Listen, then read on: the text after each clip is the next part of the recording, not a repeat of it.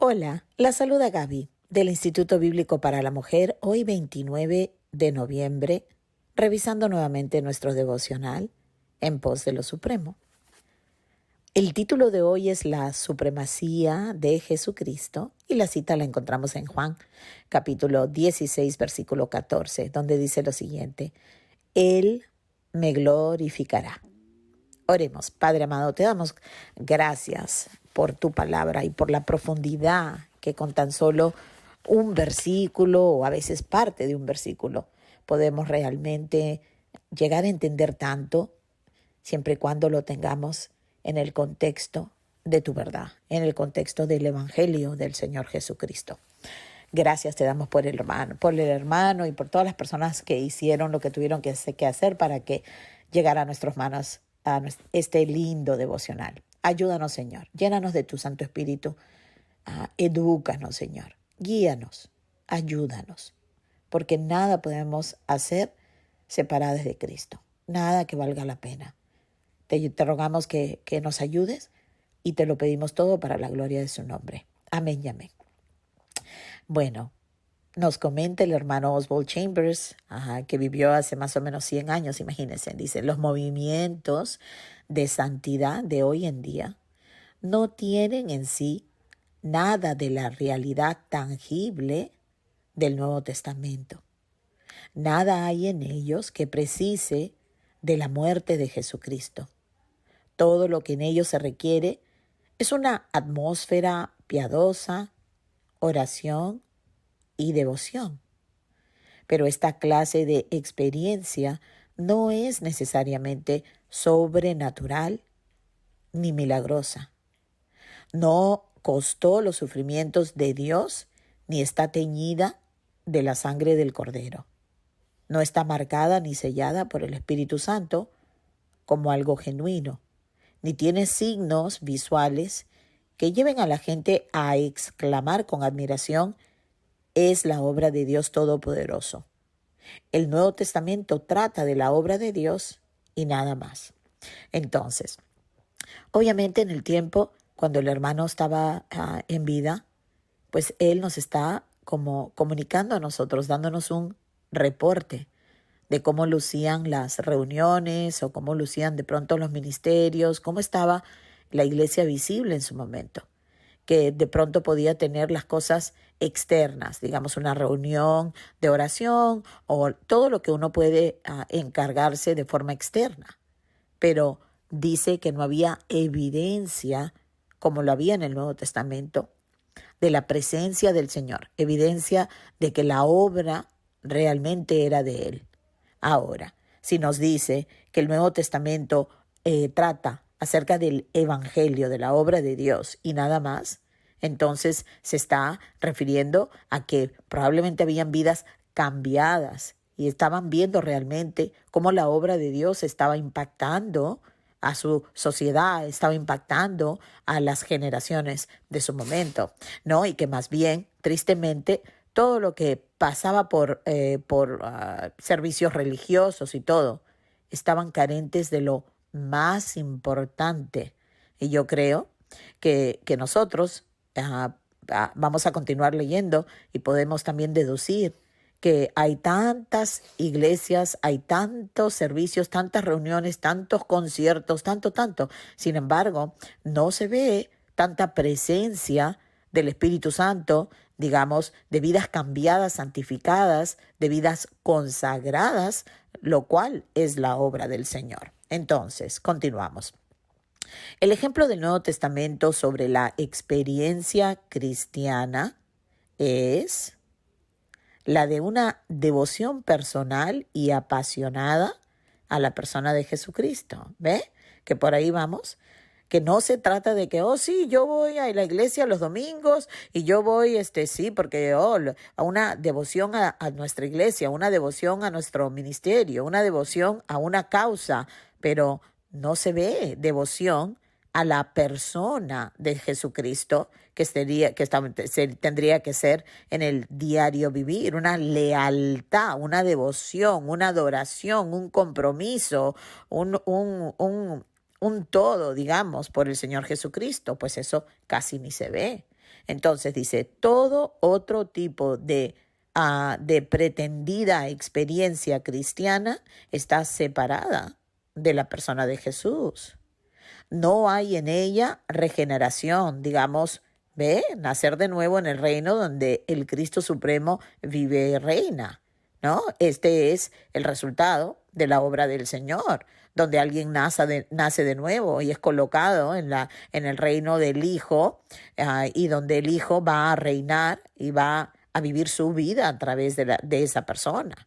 ¿Verdad? Lo único que a veces se predica o se promociona es que tenemos a Jesús como un modelo a quien seguir. Sin embargo, el Nuevo Testamento, en el Nuevo Testamento, Jesucristo es el Salvador mucho antes de ser un modelo a seguir. Entonces, hoy en día se le presenta como la cabeza simbólica de una religión, ¿verdad? O sea, como si él hubiese venido a instituir la religión cristiana, pero en realidad eso no es lo que la palabra nos enseña, especialmente cuando nos damos el trabajo de leer la Biblia desde el principio, es decir, Génesis 1:1. Nos damos cuenta que Jesús es el protagonista de toda la historia y que todo fue hecho por Él y para Él.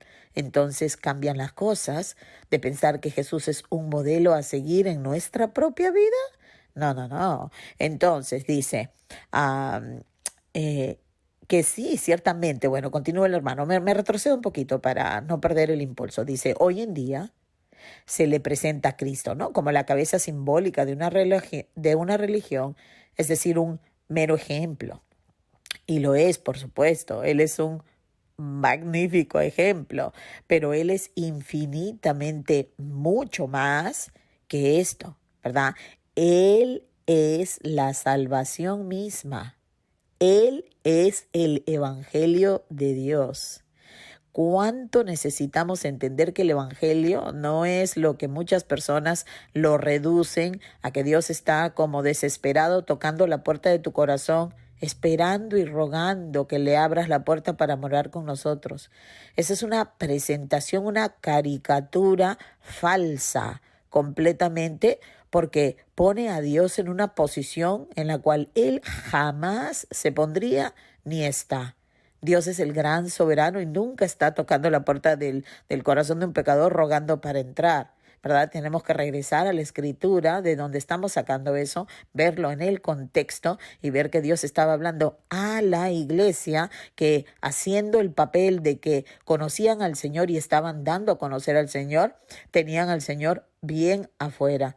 Esa no es la primera vez que Dios le llama la atención al pueblo. Podemos ver en el Antiguo Testamento cuántas veces, inclusive en Jeremías, si quieres buscar en el capítulo 8, cómo Jeremías fue puesto a la puerta del templo para confrontar a los hipócritas que venían a esconderse y habían hecho del templo una cueva de ladrones. Entonces estaban viviendo sus vidas como les daba la gana, pero pensaban que al venir al templo los sábados para ellos, o venir al templo los domingos para nosotros, era suficiente para limpiarnos y para apaciguar a Dios. Entonces, esto ha venido ocurriendo desde siempre. Y cuando no entendemos que Jesús es las buenas nuevas, Él, la persona de Jesús, es las buenas nuevas, ¿verdad? Él es la salvación misma. Entonces, retomamos, dice, Jesús dijo, cuando venga el Espíritu de verdad, Él me glorificará.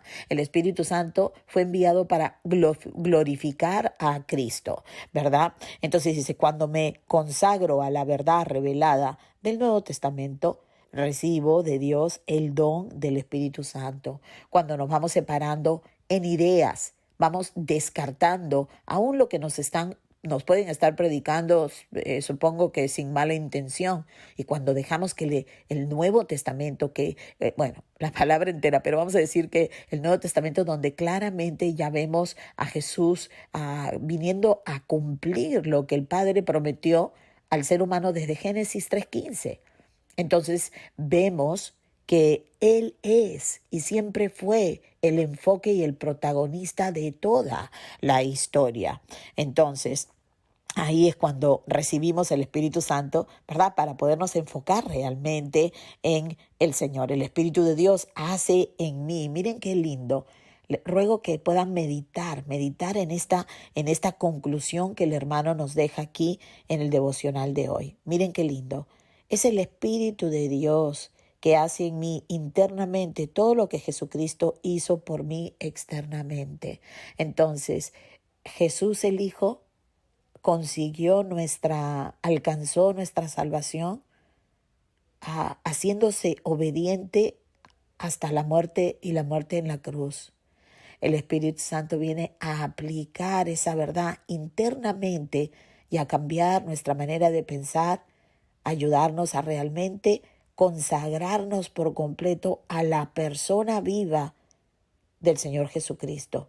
No ser devotos a una organización, no ser devotos a un grupo de personas o una denominación, no ser devotos a nada más que la persona del Señor Jesucristo y de esa manera estar integradas en su cuerpo, digamos, en la iglesia local que representa toda la iglesia universal. Esto glorifica al Padre porque Jesús lo obedeció y nosotros también glorificamos al Hijo y al Espíritu Santo cuando obedecemos entendiendo que Él es el Evangelio. Prediquemos entonces a Cristo crucificado, empezando con predicarnos a nosotros mismos y partiendo de ahí sigamos con esta gran comisión que el Señor nos ha encomendado. Bueno, gracias nuevamente por pasar estos minutos conmigo.